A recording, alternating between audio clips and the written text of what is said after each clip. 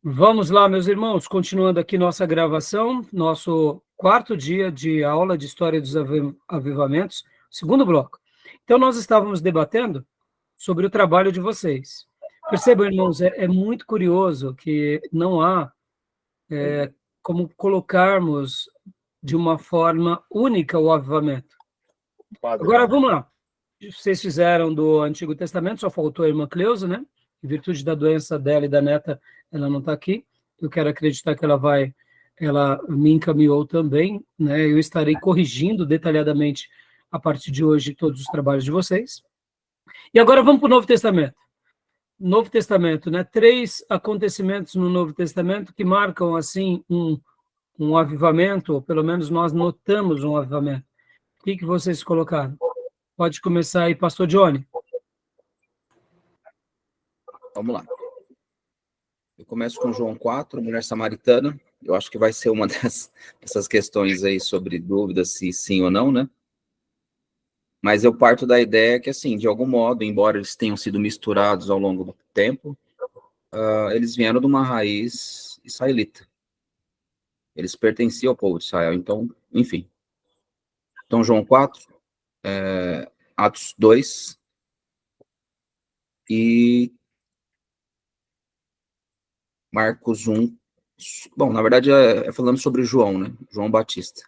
E aí João tem... Batista. Então, você pegou Samaritanos, Atos 2 e a vida de João Batista, a obra de João Batista. Legal. Vamos lá. Próximo irmão ou irmã? Eu coloquei Atos 2. Ô, irmão, viu? Quer ir? Pode ir, Maísa. Eu coloquei Atos 2, eu coloquei de Cornélios também. Atos 10. E coloquei Atos 16, mas aí eu estou na dúvida com Atos 16. Paulo Silas na prisão. Que é a história dos filipenses. Tudo bem? Não tem problema. Vamos lá. Agora Gil e depois irmão Júnior, por favor. Bom, eu também coloquei João 4, né, mulher samaritana. Acredito que foi um grande avivamento, né, ali aquele momento. Atos 2, né, de praxe, né, Pentecostes. E coloquei também, isso daí eu acho que é excepcional, João 11, né, que foi um verdadeiro reavivamento, que foi a ressurreição de Lázaro. Olha, bem interessante, gostei da colocação, interessante, legal. Mas foi um grande mover naquele momento ali, para todos que estavam ali. Foi uma coisa inusitada e podem ver que muitos judeus se convertem. Sim. Aí depois há uma perseguição de Jesus. Exatamente. Eu levei em consideração isso daí. Os critérios, né? Joia, muito legal. Júnior? Eu coloquei João 4, né, mulher samaritana, e coloquei, acho que foi Mateus 13, quando Jesus inicia o seu ministério. Terra Zebulon, Naphtali, o povo que andava nas trevas, aquela citação de Isaías, né, que Jesus começa. E coloquei Atos 2, né, Atos 2.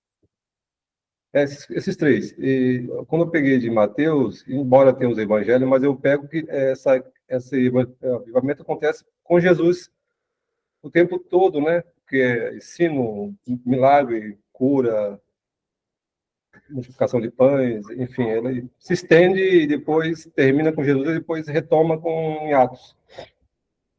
Joia. Meus irmãos, muito bom. Você vê que agora fica um pouco mais fácil o Novo Testamento, porque o Novo Testamento é a história, em tese, praticamente, do avivamento quase que contínuo. Se nós pegarmos o Novo Testamento com alguns cortes, por exemplo, no nascimento de Jesus, ali há uma manifestação sobrenatural. Mas até mesmo no nascimento de Jesus, magos vêm do Oriente, vêm para adorar o rei pela palavra. É um cortejo muito grande, andam possivelmente mais de 2 anos. Há um fenômeno natural, possivelmente houve uma supernova que os astrólogos aguardavam o sinal dos céus, houve o sinal dos céus, eles vão então, seguindo a palavra, segundo as semanas de Daniel.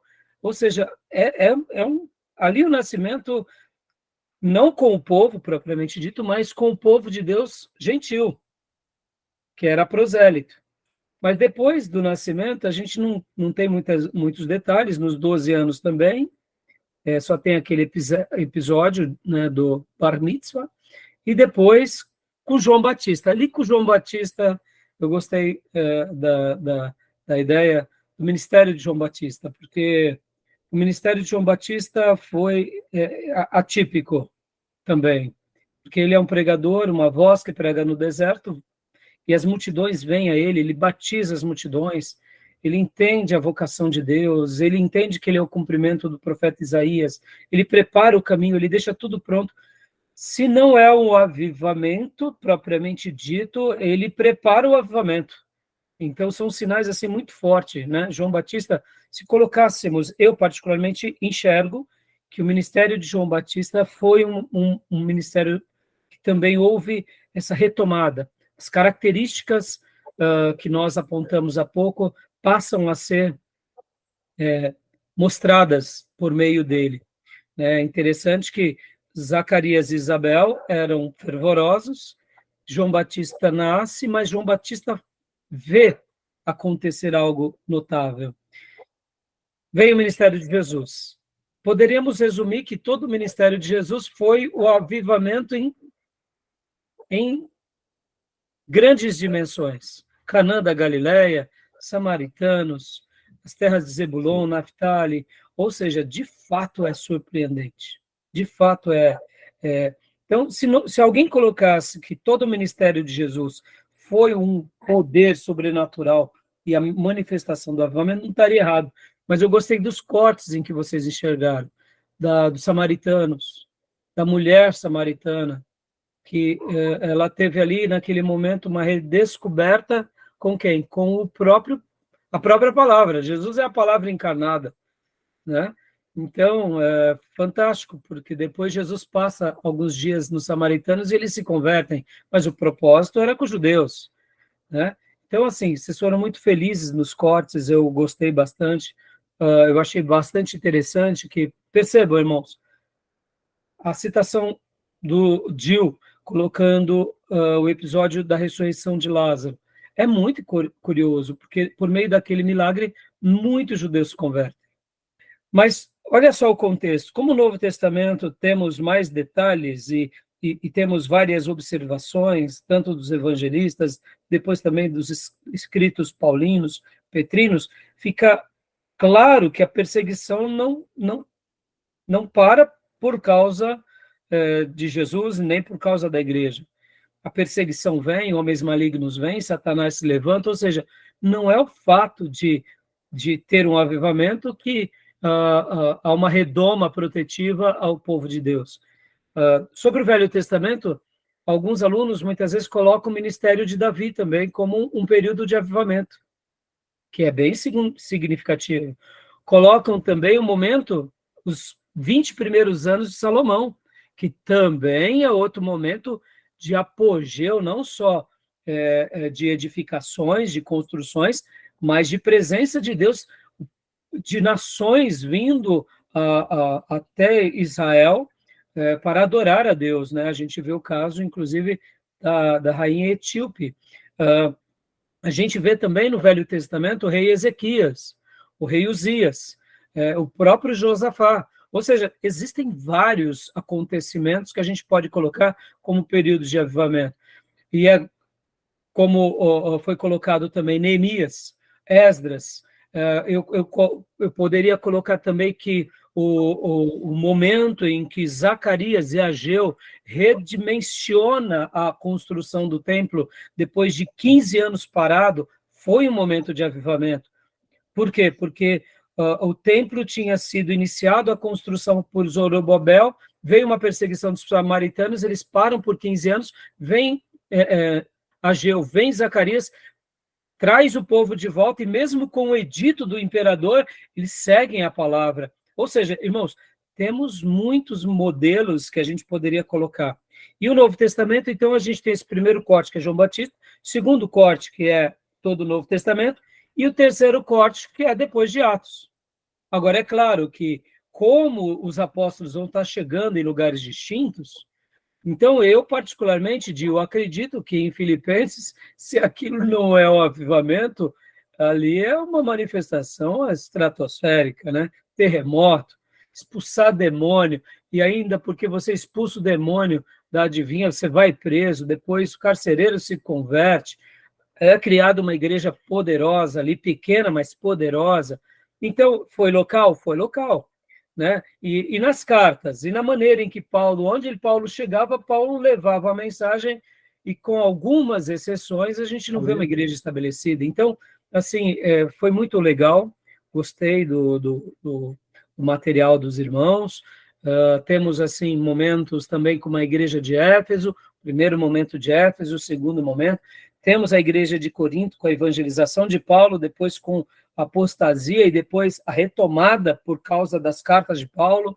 Ou seja, quando a gente vai estudar, o Novo Testamento, ele tem focos poderosos, ora com o profeta João Batista, ora com Jesus e depois com os apóstolos, mas nenhum momento parou a perseguição, parou a luta, parou o embate, mas eles venceram. Né? Então, assim, parabéns, foi muito bem colocado os apontamentos de vocês. Pode dizer, Júnior. Esse é o que o Diogo apontou, né? De atos, de prisão. Atos dos Apóstolos, todo ele, para mim, é uma consequência do primeiro ato que acontece em Jerusalém. E vai repercutindo. Aquele avivamento, ele vai ter desdobramento, ele não cessa. Não cessa. Não cessa, ele vai ter a perseguição, quanto mais persegue, mais ainda eles estão... Exatamente. Sabe, poder era assim, tangível, né? Passava tangível. A sombra, curava. Exatamente. E até mesmo, né, Júnior, por exemplo, com a criação da igreja de Antioquia. Irmãos, só fazer um último comentário aqui. Talvez o Dio e o pastor Johnny vão se lembrar em geografia bíblica, quando estudamos o Novo Testamento, as histórias, né, das terras santas e depois das outras nações, e que chegamos ali em Antioquia. A igreja de Antioquia da Síria, ela é considerada uma igreja missionária, uma igreja forte. Ela não disputa contra a igreja de Jerusalém, pelo contrário, ela complementa a igreja de Jerusalém. No entanto, olha que interessante, Antioquia da Síria, nos dias de Paulo, nos dias de Barnabé, era uma potência educacional, era uma potência no comércio, eles eram ricos. Quando os navios iam chegando perto de Antioquia, as casas elas eram revestidas com material branco, que de longe, quando o sol batia, se viu aquelas montanhas, se viu aquelas construções lindas. Era uma igreja riquíssima, era um povo rico, próspero, inteligente, e a gente não vê em nenhum momento, em nenhuma passagem da Bíblia, mostrando que eles eram poderosos, que eles eram ricos, que eles eram influentes. O que nós vemos na igreja de Antioquia? Começa com o primeiro adjetivo que é colocado, e um dos mais importantes, que pela primeira vez, lá na igreja de Antioquia, eles foram chamados de cristãos, ou seja, pequenos cristos. Havia profetas, mestres e pastores, e o Espírito Santo falava, porque era um povo que ouvia a palavra, onde Barnabé era um dos líderes, Paulo foi chamado por Barnabé, e aí o Espírito Santo fala, eles apoiam, Paulo faz uma obra linda, maravilhosa, quando vem dar relatório, nós não temos culto à personalidade, nem a Paulo, nem a Barnabé, nós temos o episódio da discussão, mas cada um segue fazendo a sua obra com liberalidade, ou seja, se nós não fôssemos estudar a geografia, a história e a arqueologia, a gente não saberia de nada disso. Porque a impressão que dá é que a igreja de Antioquia era um povo lá na Síria simples, paupérrimo. Não, eles eram riquíssimos, influentes, mas o que destacava não era a erudição, não era a riqueza, não era o comércio, era o quê? Que eles eram cristãos. Aleluia. Isso é extraordinário. Quer mais do que uma igreja avivada mais do que essa? E aí o evangelho chega em Roma, sendo que Paulo nem Pedro tinha chegado em Roma, mas o evangelho chegou. Ou seja, é o avivamento em loco, é o avivamento em expressão. Parabéns. Tá bom, meus irmãos? Glória a Deus. Gostei bastante dos apontamentos. Percebam, irmãos, não há um case fechado, a gente deixa aberto, e que Deus derrame o seu Santo Espírito de forma copiosa entre nós, e que a gente, quando ver o mover de Deus e as atuações diante daquilo que nós aprendemos na Bíblia, porque essas 4 aulas aqui que tivemos, que hoje é o nosso 4º dia, foi para fundamentar o seguinte: há uma teologia no avivamento. Ela é bíblica, está no Velho Testamento e está abundantemente no Novo. E a partir de hoje a gente vai ver na história. Tá bom, meus irmãos? Beleza? Fechou?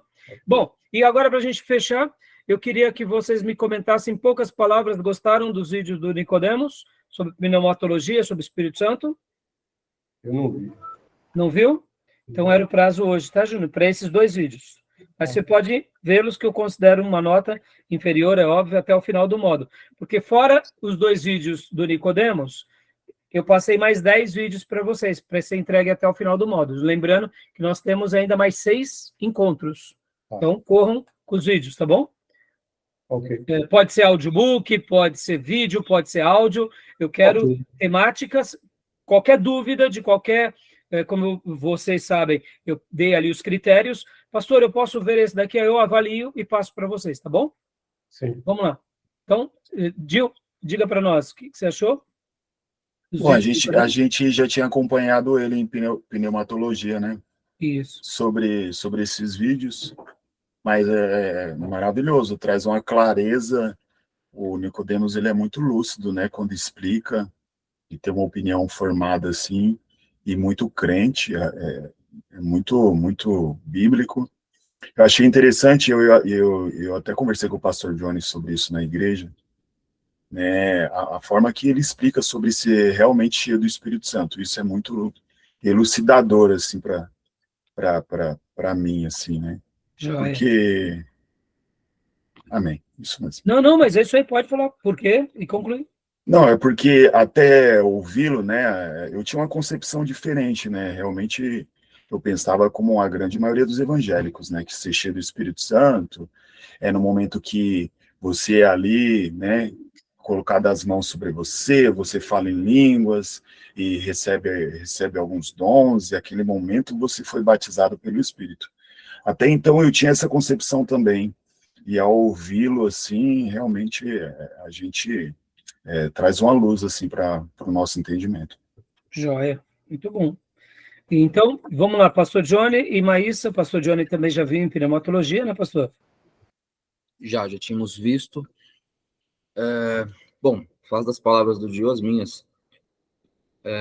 O que é interessante, acho que eu ouvi um reformador, e alguém tão experimentado como ele, é realmente colocar por terra alguns achismos, né, que a gente aprende ao longo da caminhada.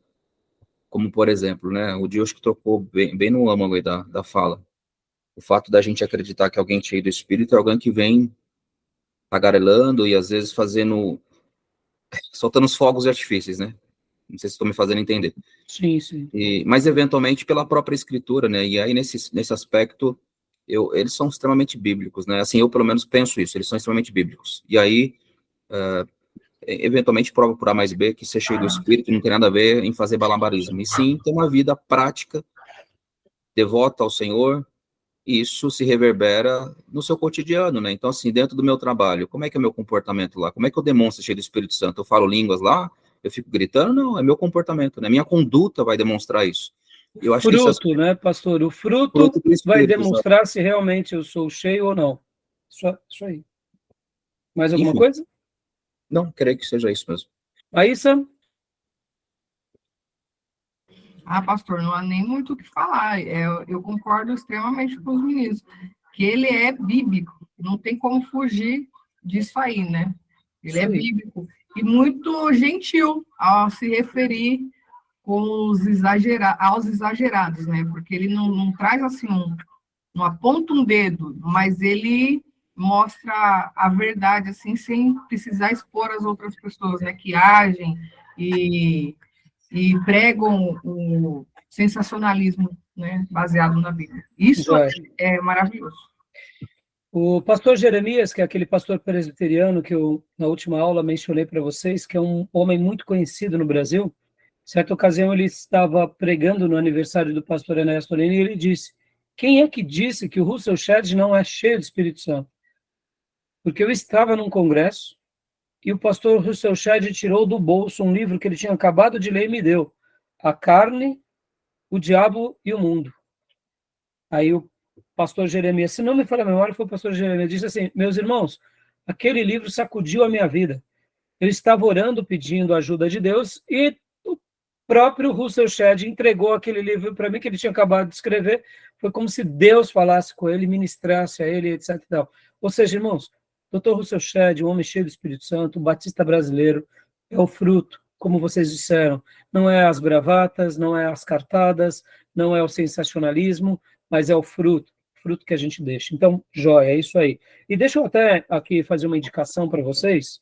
Eu tenho aqui 2 obras, que uma é o Movimento Carismático, que na realidade ela é da Felire, o que é a Felire, a editora Felire? É a Fundação Editorial de Literatura Reformada, está em castelhano. São vários artigos de vários pastores, falando sobre o movimento carismático, sobre fazendo um apontamento sobre o movimento carismático. E também tem uma outra obra aqui, que é Batismo e Plenitude do Espírito Santo, do John Stott. Irmãos, leiam tudo que vocês puderem sobre o batismo com o Espírito Santo, os dons do Espírito Santo, questões de avivamento, busquem autores bons e editoras boas, porque isso vai agregar muito. Fica uma outra indicação também, que é do Martin Lloyd Jones, sobre os avivamentos. E que Deus continue falando no nosso coração, tá bom? Então vamos lá, meus irmãos. Agora, beleza, agora vamos para as temáticas. Nesse ponto agora eu vou fazer uma abordagem, né? Então, eu até tinha selecionado o material aqui para vocês, e esse material, na realidade, nós já acabamos até fazendo todas as citações, né? Sobre os avivamentos no Antigo Testamento, no Novo. Então, ficou muito mais claro essa questão. Então, agora eu vou entrar aqui no slide número 4, e eu vou compartilhar com vocês. E olha só, a gente vai falar um pouco sobre a história do povo judeu quando eles vão conquistar Canaã. Eu quero mostrar aqui com o slide do pastor, professor Maurício, ele vai falar um pouco sobre as religiões dos cananeus. Lembra que eu tinha pedido na última aula para vocês lerem esse slide? Eu só vou fazer uma breve descrição para a gente ir para uma tomada de princípios, para mostrar um pouco como é importante o povo de Deus ter as características que Deus deixou para nós, que é de uma fé nele, na palavra dele, porque se eu quero conhecer a pessoa dele, eu tenho que acreditar que ele se revelou, e se ele se revelou foi por que meio e por onde, e nós acreditamos de uma forma consensual que foi por meio da sua palavra, e a Bíblia é a revelação de Deus, infalível, inerrante, já trabalhamos isso em hermenêutica, mas agora aqui, diante disso, desse Deus que se revela por meio da sua palavra, desse povo que crê, desse povo que ora, porque a palavra ensina-nos a orar, ensina-nos a quem orar, como orar, quem adorar, praticar, desenvolver os dons, expandir o reino. Ou seja, vai ser muito interessante agora avaliar esse slide do professor Maurício, porque quando a gente começa a compreender um pouco a complexidade de Canaã, aí a gente entende o porquê Deus, esporadicamente, precisava sacudir o seu povo. Ora para renovar o seu povo, para trazê-los de volta, ora para mostrar a glória dele, e ora também para quebrar as arestas, porque havia uma cultura pré-estabelecida em Canaã que não foi uma religiãozinha mais. Foi uma religião muito bem estruturada, por séculos, ou seja, desde os dias em que Deus tinha dado Canaã para Abraão, aquelas nações em Canaã faziam parte também da temática de Deus para que Deus alcançasse. E quem Deus desejava ser o instrumento para alcançar aquele povo? Abraão e os seus descendentes. Então, a vontade de Deus era alcançá-los. A vontade de Deus era fazer com que a glória de Deus, que tinha sido revelada a Abraão, também chegasse nos cananeus. E esses slides agora, a gente vai começar a fazer essa avaliação, mostrando que aquela cultura cananeia, ela já tinha ali vários séculos sendo expandida entre os cananeus, E aquilo fazia parte da cultura deles a tal ponto, irmãos, que muitos cananeus, quando eles iam construir uma casa, eles sacrificavam, junto com os alicerces e com os umbrais da porta, eles sacrificavam seus próprios filhos. É uma coisa diabólica, maligna, satânica, mas eles tinham práticas, assim, das mais vis às mais cruéis. Então, quando Deus permite com que Josué vá lá e conquiste Canaã, na realidade, ali já foi o juízo de Deus, mas o remanescente, Deus sempre quis salvá-los. E mesmo com que permanecesse ainda um grupo, esse grupo, eles estavam tão enraizados nos seus conceitos que algumas décadas depois continuavam influenciando o povo de Deus para que voltasse ao paganismo, voltasse à adoração a Baal. Podem ver que depois de praticamente quase 700 anos, Deus precisou levantar Elias. Deus precisou levantar Elias para que Elias fosse a voz lá na tribo do norte contra os profetas de Baal. Por quê? Porque o culto a Baal retomou, o culto a Será retomou, ou seja, olha que complexidade. Então, quando a gente olha um pouco o pano de fundo dos cananeus, aí a gente fala, entendo. Agora fica mais claro o porquê Deus esporadicamente precisava fazer um avivamento. Então, vamos para esse slide, tá bom? Vamos lá?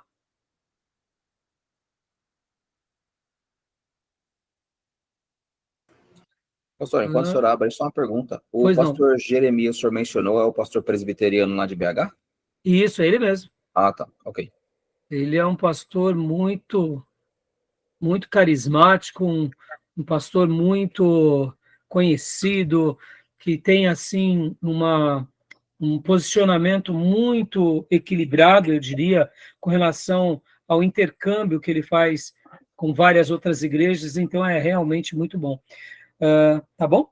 Vamos, esses slides, a partir de agora, são do nosso querido pastor, professor Maurício de Abreu de Carvalho. Ele é pastor de várias áreas, várias cadeiras do seminário, é um dos diretores de seminário STBnet, além de teólogo, mestre, ele também é formado na USP em História, ou seja, o conhecimento dele é vasto, foi meu professor, e na minha adolescência foi meu líder dos jovens, ele era da mesma igreja que eu me converti, ele me ajudou muito, inclusive, o conhecimento no STBnet foi por indicação dele.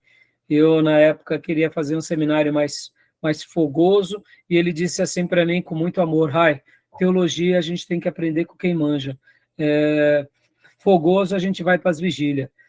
Seminário é amar a Deus com a mente. E aquilo entrou no meu coração. Falei, então, onde eu vou fazer teologia? Ele falou, pai, vem aqui, faça onde eu fiz. Aí eu fui fazer, ele estava se formando e aqui estamos, né, meus irmãos? Então, eu agradeço muito a Deus pela vida do pastor Maurício. Vamos lá. Então, religião dos cananeus, rapidamente aqui. Ó, esse sítio de Ugarit, leia para nós, pastor Johnny, por favor, rapidamente.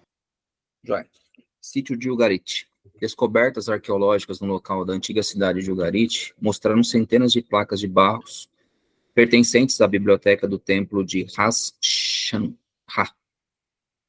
Joia. Então, aqui foi descobertos muitos acervos arqueológicos. Essa região, a norte de Israel, ali, se não me falha a memória, é na Síria, tá? É onde fica esse lugar. Continuando aqui, leia rapidamente para nós. Pastor, por favor. Complexidade do culto cananeu.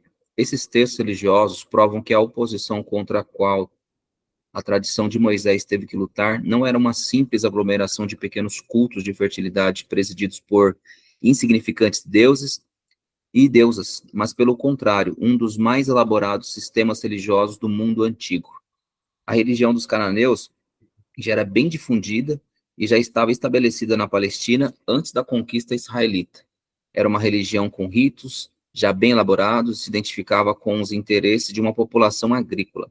A religião dos cananeus era identificada com a natureza e tinha por objetivo ensinar os homens a cooperarem e controlarem o ciclo das estações.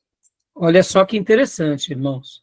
Essas palavras aqui remetem àquela ideia que nós aprendemos em introdução ao Antigo Testamento, que as civilizações, elas afloravam nas margens dos rios, E, por essa razão, elas prosperavam, plantavam, tinham comércio, tinham seus gados.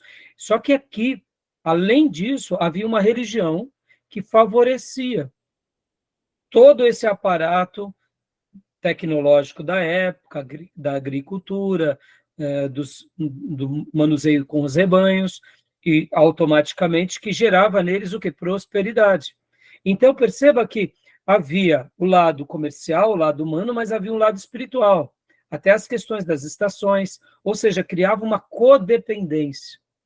Se eu adoro, logo eu sou beneficiado, se eu sou beneficiado, ele me abençoa mais. Então, os cananeus, eles vão crescendo, e não só na região de Canaã, propriamente dito, mas todas aquelas religiões que também se voltaram às religiões dos cananeus, que eram todas aquelas outras regiões, até mesmo além de Canaã, né? Como no meu caso eu mencionei da Síria. Então, é bem interessante. Quando Moisés e a tradição de Moisés vão ali estabelecer as bases para o Deus único e verdadeiro, não só foi o monoteísmo que foi aviltado ou que teve oposição, foi todo um sistema de religiões que estava mesclada à economia, que estava mesclada à prosperidade, ou seja, havia um embate muito grande, muito intenso. Então, aqui a gente começa a ver o quanto o povo de Deus, eles precisaram se posicionar guardando a palavra de Deus, não se deixando levar nos momentos de crise. Podem ver que o povo de Deus, na história dos juízes, que são mais de 300 anos de história, eles viviam em ciclos. Ora obedecia a Deus, Deus prosperava, e quando desobedecia, o inimigo prevalecia. E ainda no período dos juízes, temos aquele episódio em que Noemi e o seu marido vão para uma outra terra, vão para Moabe, porque estavam passando fome.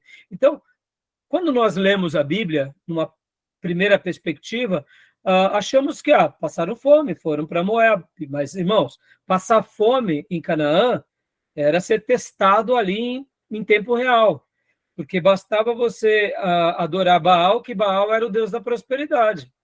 Então, no momento que eles fogem de Belém, eles fogem de Jerusalém, de Judá, eles na realidade, eles estavam o quê? Buscando sobreviver.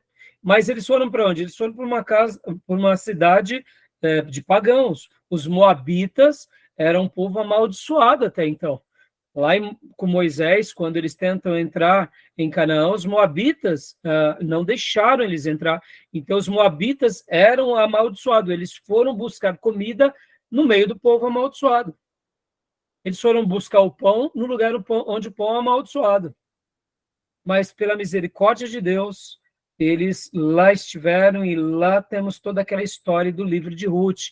Ruth era uma moabita, ela quebra o jugo da maldição. E aqui, mais uma vez, como é lindo conhecer a Bíblia, né, amados? Porque quando a gente conhece a Bíblia, não há maldição com aquele que crê. Logo, se eu me converto, toda maldição é quebrada. A Ruth, ela era uma moabita. Mas no momento em que ela crê no Deus de Israel, que ela faz aquela declaração para Noemi: o teu povo é o meu povo, o teu Deus é o meu Deus, e aonde você fores, irei, aonde você pousares, pousarei, porque é assim que eu vou viver, do teu lado, porque eu conheci o teu Deus. Ou seja, entendemos que Deus permitiu com que Noemi, o seu marido e os filhos fossem para Moabe, para que agora, por meio de uma moabita, aquele povo que era oscilante aprendesse o que é a verdadeira fé em Deus. Percebam, mas quando a gente para e pensa na dificuldade da fome, os cananeus e os outros povos, eles adoravam Baal, que era o deus da fertilidade e prosperidade, e Aserá, que também era uma deusa da prosperidade. Ou seja, era muito intenso isso. Quase como hoje, passamos por algo bem parecido. Se nós nos tornarmos de tal setor evangélico que faz algumas campainhas, a gente vai prosperar. Então, ou seja, por isso que muitas pessoas se inclinam para esses setores e para essas práticas. Não é porque a teologia é boa, não é porque o conhecimento é bom, é porque eles querem dinheiro, querem riqueza. Esse é o dilema do ser humano, sempre vai existir. Então, é interessante isso. Ontem eu Bom? vi vários vídeos sobre os cananeus ontem, Ah, e eles abordaram também que essa questão da fertilidade deles está relacionada à lavoura, ao cultivo, também está ligado à promiscuidade, tanto espiritual como sexual, porque ele usa também um animal lá, e até o órgão, o animal, sim. como símbolo da prosperidade, da fertilidade. Então, e podem ver que geralmente a Será, que depois para outras culturas vai virar Afrodite, ou Diana, né? Geralmente nos postes ídolos, ela sempre está com o peito de fora, porque ela alimenta todo aquele que vai até ela, né? E, ou seja, ela tem suprimentos para todos. E então, bem colocado, Júnior, por isso que quando eu falei há pouco sobre o sacrifício humano é o mais degradante de todos. Antes de chegar lá, seria as atividades de cultos sexuais, né? Que eles Sim. praticavam também, né? Isso. Então, joia, obrigado, viu, Júnior? Continua para nós, pastor Johnny. Mito cosmogônico. Os textos de Ras Shanha também contêm uma versão do muito divulgado mito da criação do mundo. A criação é o resultado de um combate em que Baal destruiu o monstro do caos, imaginado como um dragão marinho e muitas vezes chamado Leviatã. Com a vitória de Baal, surgiu a ordem do caos e a criação nação. Então, né, Conto de fadas. interessante. Hã? Quase um conto de fadas. Então, você vê que esse mito cosmogônico seria o princípio que explica todas as coisas, parafraseando Gênesis, né?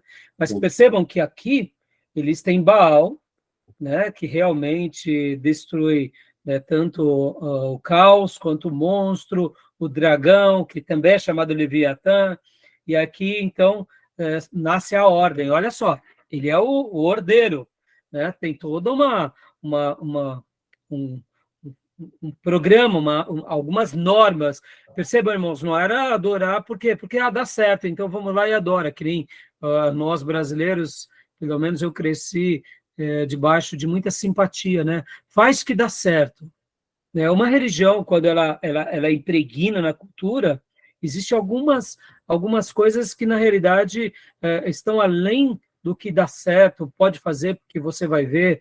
Tem alguns valores que a gente vê que aquele povo começa a praticar ou acreditar que vai virando cultura, né? Ao longo dos anos, né? Então, os deuses cananeus, lê aqui para nós também. Com a mitologia grega também, né? De Zeus. Tem uma similaridade com a mitologia grega. Zeus. Exato. Podem ver, Júnior, que toda cultura que vai para o paganismo, eles têm que estar fundamentados em cima de uma história, né? Sim. Não tem como você não... do nada. Essa questão do nada ou de uma revelação é algo mais, eu diria, até um pouco mais novo, porque as religiões antigas, elas tinham que preservar suas histórias, porque preservando as suas histórias, dava a identidade do seu povo, e essa identidade do povo tinha a ver com o quê? Com a religião deles, quem criou eles, de onde eles vieram, quem era que devia ser adorado, porque aí, diante dessa adoração, Deus cuidaria, se não adorasse Deus, o amaldiçoaria, ou seja, as coisas não eram o desdobrar das religiões no passado. Você pode ver que tem toda uma construção. Esse negócio mais novo, de que o anjo falou, não sei o quê, é um desdobramento mais, vamos dizer assim, mais novo. Não estou dizendo que não existisse, né? Mas tem toda uma estrutura, uma arquitetura religiosa, né? Tá bom? Então, pode ler para nós, pastor, por favor? Já. Deuses cananeus. El, chamado também de Latipan, e possivelmente Dagon. É conhecido como o pai dos deuses. O pai da humanidade. É o criador das criaturas. Opa, dá uma pausa aqui, pastor. Olha só, mais uma vez. Lembram de Dagon? Dagon era deus de quem, irmãos? Filisteus, né? Exatamente. Mas aí nós aprendemos Oi? Sansão destruiu o templo de Dagon, né? Então, Exatamente. Dagon era o grande deus dos filisteus. Os filisteus eram cidades-estados, onde tinham 5 governadores. Os filisteus possivelmente vieram do Mediterrâneo, possivelmente vieram dos gregos, daquela região, né, da Macedônia, que em algum momento da história se estabeleceram e lá ficaram. Mas perceba que também havia uma influência entre a cultura e a religião dos cananeus com o Deus dos filisteus. Ou seja, vai se sedimentando, né? Possivelmente Dagon, né? Então é interessante, né? No vídeo que eu vi ontem, eu vi uns 4 vídeos, né? Fui dormir tarde, sobre os cananeus. E eles falam que aquela região que compreende a Síria, Israel, Líbano, Palestina e a Jordânia. Eles dizem que o cananeu era integrado com várias tribos, amoreu, jebuseu, Exatamente, aveu, várias tribos. E até as cidades-estados, né? No caso, como os filisteus. Júnior, tudo que você assistir, pode colocar no nosso grupo, viu? Porque essas informações são muito boas. Então, irmãos, isso vale para todos vocês. Assistiu algo legal, algo que tem a ver com a matéria, ou mesmo que não tenha, mas que vai ser de agregar de alguma forma, coloca no grupo, porque os irmãos podem estar assistindo enquanto dirige, enquanto lava a louça, as irmãs. Muito bom. A origem, por exemplo, de cananeu vem de Canaã, neto de Noé, filho de Cão. Então, é muito legal os vídeos. Ele vai Exatamente. trazendo e Cão é aquele que foi amaldiçoado, né? Entendeu? Então, a gente começa a ver uma correlação, né? Bom, e a cultura também, falava que a cultura da época, eles amaldiçoavam o neto e não o filho. Por isso que o Noé fez aquilo. Em vez de ser o filho, ele fez ao neto, né? O Cão fez a Canaã. Esse detalhe eu não sabia. Segundo o vídeo lá. Interessante. Então, continua aqui para nós, pastor, por gentileza. Sim, com certeza. Vamos lá. Atirat, não sei se a pronúncia está correta. Atirat. Arshehá. Ashtartian. A senhora do mar, amante de El, teve muitos filhos com ele. Kadishu, uma deusa síria que muitas vezes é representada nua, é uma deusa da fertilidade. Kodesh e Anhur, pescador de Atirat, mensageiro de Baal, para Cotar e Cassis, é também empregado de Atirat. Joia. Olha aí, aqui são os achados arqueológicos. Podem ver, eles dominam feras, têm poder. Aqui é a Será, olha, né, sustentando os seios. Lembra de Jacó, quando ele foge de Labão, que a Raquel e Lia, principalmente Raquel, escondeu os postes ídolos dos seus pais, né? Então, eu fico imaginando que devia ser alguma coisa assim. Não necessariamente isso, mas algo bem do tipo, né? Aí, deuses cananeus. Continua, pastor, por favor. Ok. Cotar e Cassis, hábil e inteligente, chamado também de Shoezur e Reian, é identificado com Pitá, é um deus artesão, é requisitado por El para construir um trono para Yan. Opa, olha só, você percebe, irmãos, tem toda uma história, tem toda uma mitologia, tem todo um porquê. Irmãos, falando aqui, né, Deus cria tudo e o diabo copia. Deus criou a revelação, Deus criou todas as coisas, e o diabo tenta parafrasear Deus e imitar Deus, porque somente assim o anseio e a curiosidade dos homens pode ser um pouco preenchido. Pode ver, toda religião que ela realmente consegue se perpetuar na história tem uma explicação, tem uma lógica, tem respostas enigmáticas, tem o porquê você nasce. Eu até recentemente, esses dias atrás, eu vi uma cena, alguém publicou, né? Uma foto de um bebezinho, pensa um bebezinho que não era formoso, mas fazendo uma careta muito feia, muito feia. E aí tinha uma frase assim, porque ele estava fazendo uma careta muito feia, com os olhinhos bem, bem esbugalhados. E aí, na foto, dizia assim, meu Deus, reencarnei esse pobre de novo. Eu falei, meu Deus, que judiação. O que o pessoal faz com a foto do bebezinho. Ou seja, né, nasceu feio, nasceu pobrezinho, e aí, meu Deus, olha aí, nasci pobre de novo. Podia ser, né? Aí eu falei, que maldade, né? Então, assim, percebam que as religiões, elas tentam responder o que na história a gente não responde. Então, elas precisam de uma explicação um pouco lógica, senão as pessoas se enveredam para qualquer outra religião, né? Bem criativa, né? Exatamente. Então, pastor, pode continuar lendo, por favor? Joia. E Shacar, amanhecer, e Shalim, ocaso. Filhos gêmeos de El com Atihar. Próximo, por favor. Baal, chamado também de Baal, Zefon, ou Safon, né? Haddad, Pidar e Rapil, filho de El, é chamado de o Deus da fertilidade, o cavaleiro das nuvens, o Deus do relâmpago e do trovão. É o príncipe e o senhor da terra, o mais poderoso dos guerreiros, senhor do céu e da terra. Alalá, Alacá. Tem um palácio no monte Zefon, sua voz é um trovão, quando abre os alçapões das nuvens, a chuva cai para dar vida à terra. Olha só, né? Eu sei que os nomes são complicados, né, pastor e irmãos, mas assim, é importante a gente saber um pouco desses detalhes para que a gente possa compreender a complexidade. Aqui, alguns achados arqueológicos sobre Baal. Então, imagina o que isso representava para aquele povo. Mais uma vez, né? Era o Jesus deles, né? Hã? Era o Jesus deles, né? Não, é praticamente o eu sou que sou deles, né?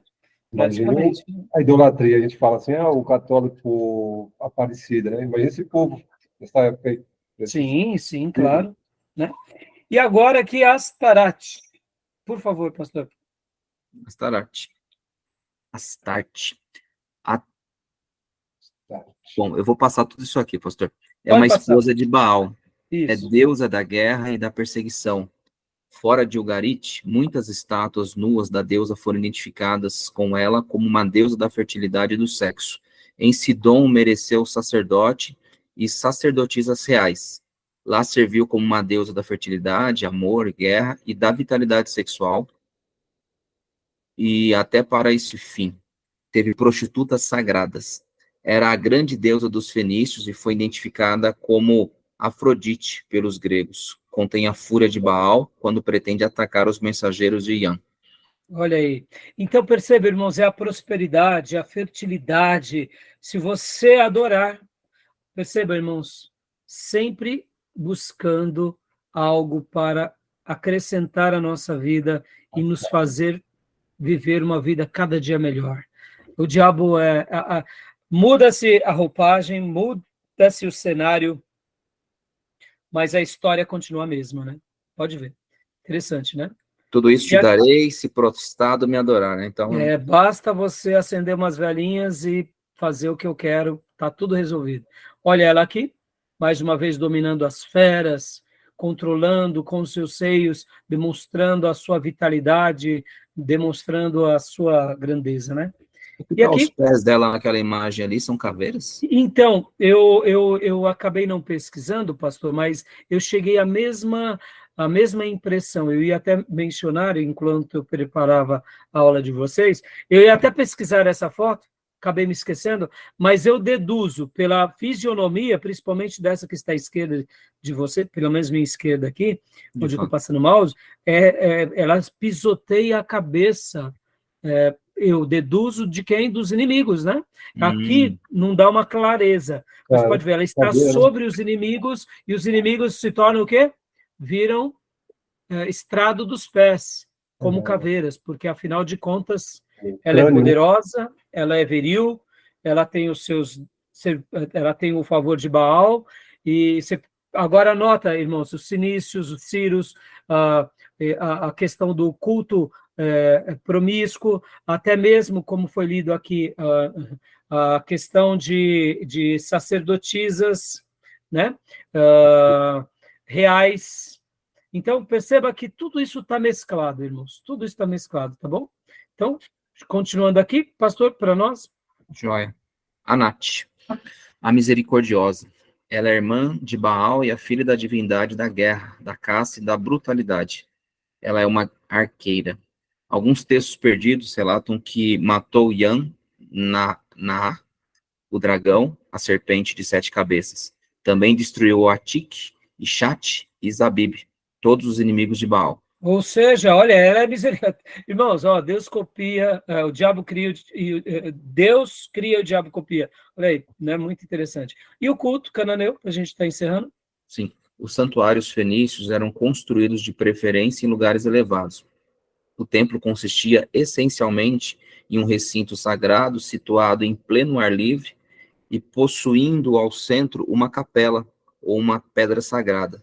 Diante da capela ou da pedra havia um altar para o sacrifício. Uma fonte e um bosque completavam o ambiente. Joia. Continuando, por favor. Sim. Nesses templos existia um numeroso clero dividido em diversas categorias de acordo com a função desempenhada. Encontramos, assim, os adivinhos que proferiam oráculos, os barbeiros sagrados encarregados de cortar o cabelo dos que se dedicavam aos deuses, etc. O pessoal dos templos era completado pelos hieródulos dos 2 séculos que se dedicavam à prostituição sagrada. Conhecemos mal o funcionamento e a razão de ser dessa instituição, contra a qual a Bíblia e os escritores da igreja protestaram várias vezes. Essa palavra aqui, irmão, seriam os escravos que eram destinados ao serviço nos santuários e eles serviam aos deuses. Então, olha só que interessante. Né? Então, assim, além de os voluntários, os barbeiros, a instituição, os sacerdotes, havia os escravos que eram dedicados aos deuses que faziam tudo acontecer, porque, afinal de contas, tinha muito dinheiro, tinha muita prosperidade, tinha muita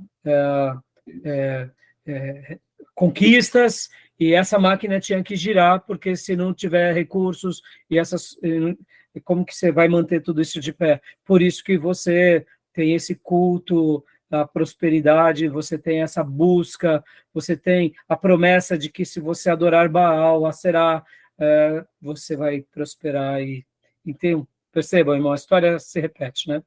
Continua para nós, pastor? Pastor, queria falar alguma coisa, Júnior? Horário, tá? Ah, tá bom, já vamos encerrar. Pode. Era sobre isso, Júnior?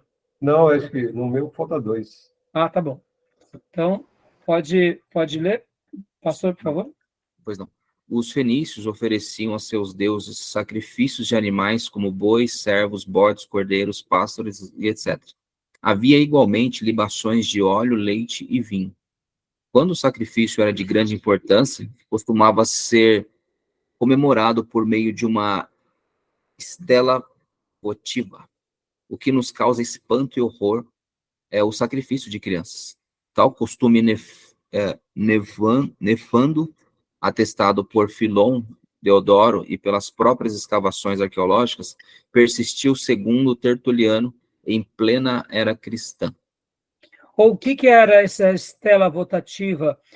Pensem, sabe aquelas inscrições que se colocam nos túmulos? É como que se fosse, além de ser que geralmente se coloca uma lápide, né?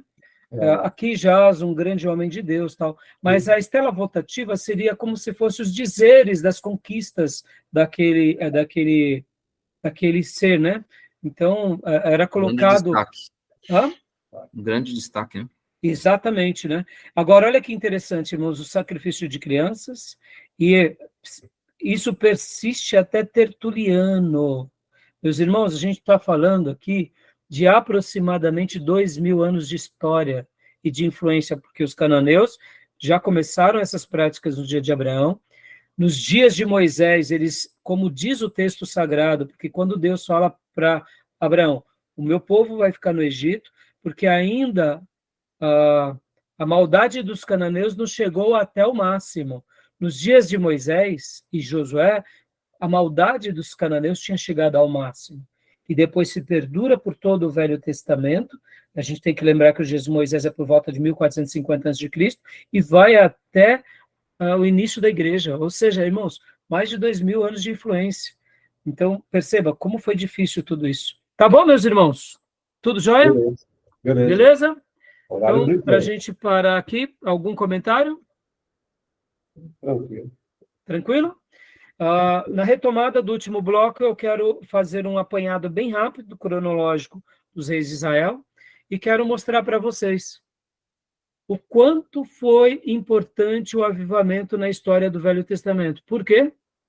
Que é por meio do avivamento que Deus, ao mesmo tempo, trazia o seu povo de volta para que eles não se perdessem com as práticas ímpias.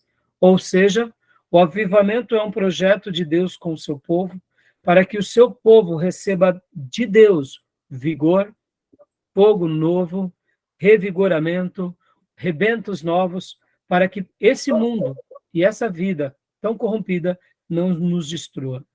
E a gente vai entender, então, o porquê Deus, de fato, levanta muitos servos, e graças a Deus, os avivamentos do Velho Testamento são também algo para que Deus preserve o seu povo, tá bom? E aí a gente vai estar fechando. Só um adendo, os hititas, a tribo dos hititas, Hum. eles fazem parte dos cananeus.